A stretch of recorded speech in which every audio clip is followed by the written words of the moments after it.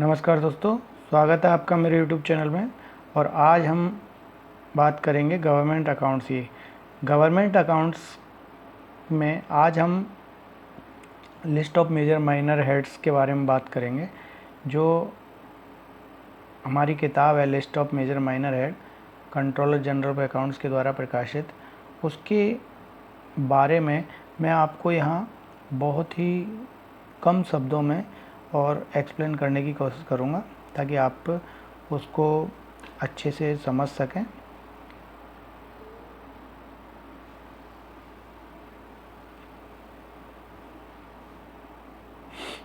देखिए, ये यहाँ पर आप स्क्रीन पे देख रहे होंगे, ये list of major minor head है। ये इस किताब को आप CGA की वेबसाइट से डाउनलोड कर सकते हैं और इसका अध्ययन कर सकते हैं। ये ministry of finance, department of expenditure, control general of accounts के द्वारा प्रकाशित है।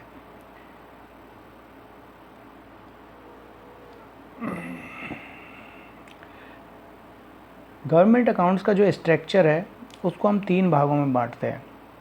पहला भाग है कंसोलिडेट फंड, दूसरा कंटीजेंसी फंड और तीसरा पब्लिक अकाउंट्स।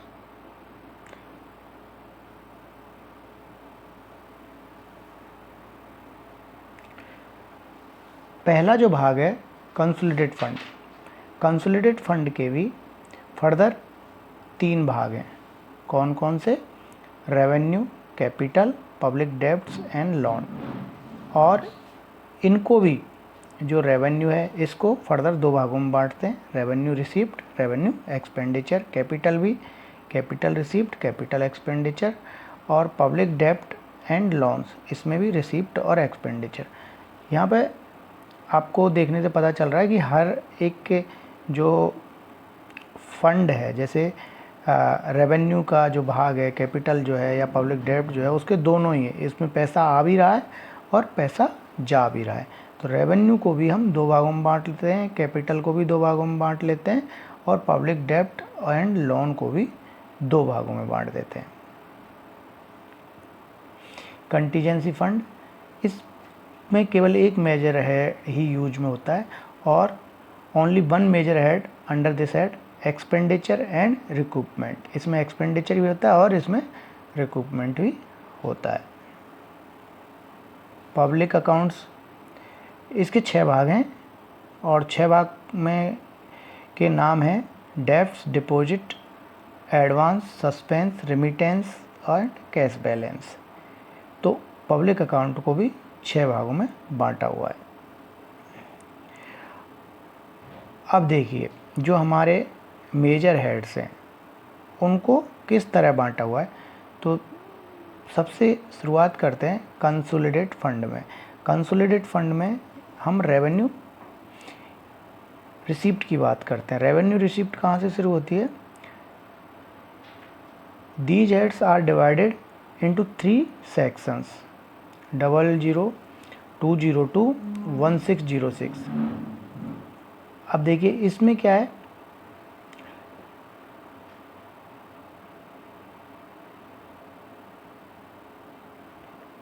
टैक्स रेवेन्यू है और नॉन टैक्स रेवेन्यू है। और इसके बाद में grant in aid and contributions है। ये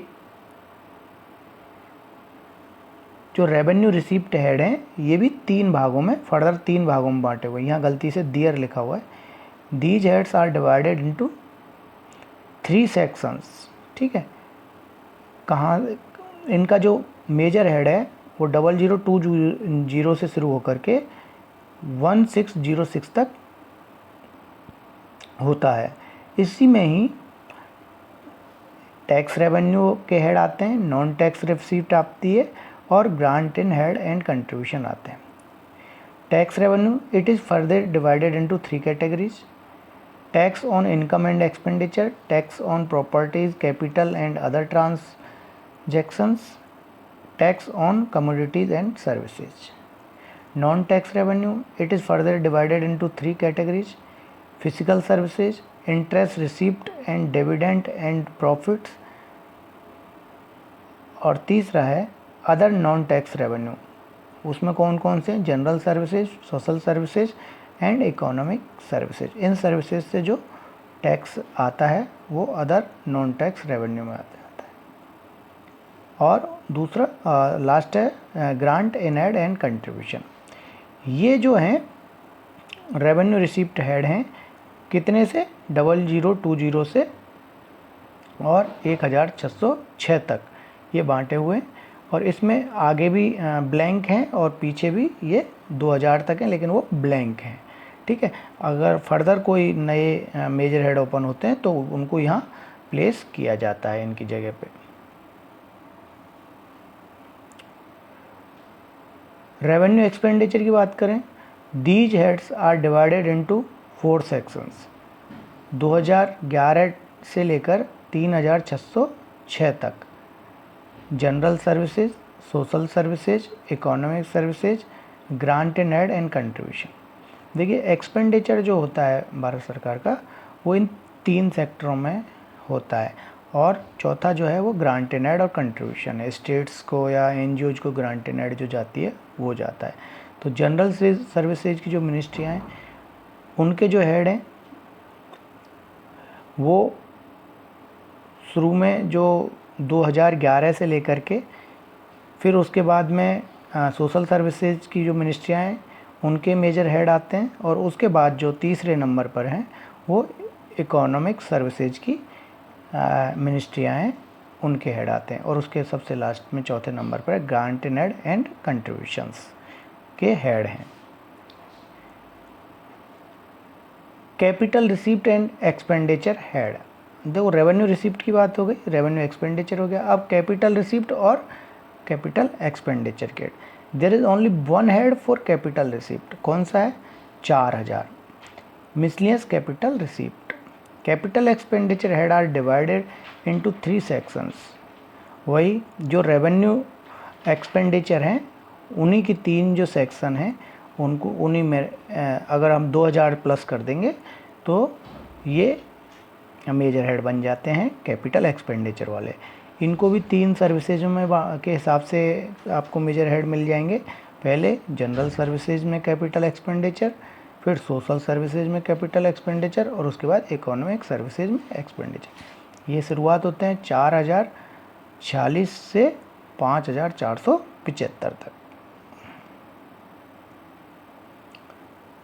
डेफ्ट्स, लोन एंड एडवांसेज के हेड्स हैं 6001 से लेकर के 7615 तक। इंटर स्टेट्स सेटलमेंट का हेड है 7810, और transfer to contingency funds 7999।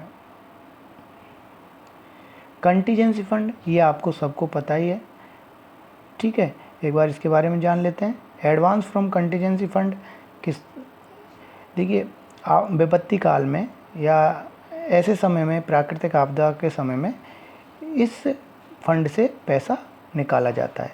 If any excess over the sanction grant is found unavoidable or expenditure on a new service not provided in the budget estimate become necessary and it there is no time to obtain supplementary grant in advance from the contingency fund set up under Article 2671 of the Constitution shall be obtained before incurring the expenditure।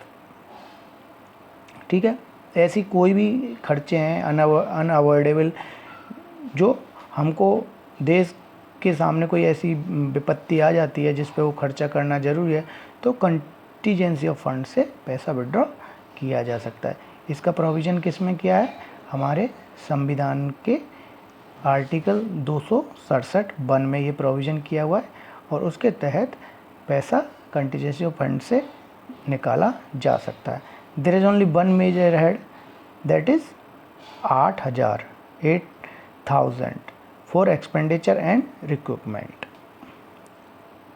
Public accounts के बारे में, small saving provident funds ये 8001 से लेके 8032 तक। Reserve funds 8115 से लेके 8235 तक।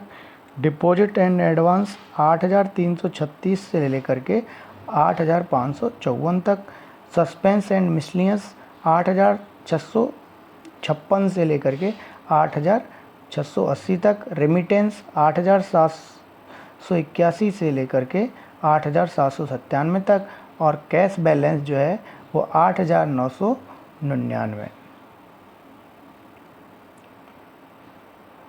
देखिए यहाँ तक आपने मेजर हेड्स, ये जो इसका जो सारांश है ये मैंने आपको बताया थोड़ा ओवर, ये आपको मैंने इससे परिचित कराया कि किस तरह लिस्ट, हमारी जो लिस्ट है वो बनाई गई है, उसमें किस तरह मेजर हेड्स दिए गए हैं और किस तरह अलॉटमेंट किया गया है। यहाँ पर आप देख रहे हैं न्यूमेरिक कोडिफिकेशन किस तरह हमारे जो हेड्स का वो होता है। देखिए मेजर हेड जो होता है वो 4 डिजिट में होता है जिसको फंक्शन भी बोलते हैं। सब मेजर हेड 2 डिजिट में होता है जिसको सब फंक्शन भी बोलते हैं। माइनर हेड 3 डिजिट में होता है, इसको प्रोग्राम भी बोलते हैं। सब हेड 2 डिजिट में होता है, इसको स्कीम भी कहते हैं। और डिटेल हेड 2 डिजिट में होता है, ये सब स्कीम होते हैं। और ऑब्जेक्ट हेड 2 डिजिट में होता है, और इस ऑब्जेक्ट हेड को ही प्राइमरी यूनिट ऑफ एप्रोप्रिएशन कहते हैं, ऑब्जेक्ट हेड भी कहते हैं। ठीक है, तो अब आप देखिए एक मेजर हेड के नीचे जो है सब मेजर हेड होता है। कितने हो सकते हैं? 99, 01 से लेके 99 तक। माइनर हेड, अब इनमें हर एक के नीचे, हर एक सब मेजर हेड के नीचे 3 डिजिट के माइनर हेड भी हो सकते हैं, और फिर उसके नीचे हर एक जो माइनर हेड के नीचे सब हेड हो सकते हैं, और सब हेडों के नीचे डिटेल हेड होते हैं, और डिटेल हेडों के नीचे ऑब्जेक्ट हेड होते हैं। और इन सब को मिला करके जो बनता है उसको कह लेते हैं फंक्शन हेड। तो दोस्तों यहाँ तक मैं उम्मीद करता हूँ कि आप list of major minor head जब भी देखेंगे और आपका ये वीडियो देखने के बाद आपको उसको समझने में मदद मिलेगी, और आप इसी तरह वीडियो देखते रहिए, मेरे चैनल को सब्सक्राइब कीजिए, और ऐसी ही महत्वपूर्ण जानकारी मैं आपके साथ शेयर करता रहूँगा। नमस्कार, जय हिंद।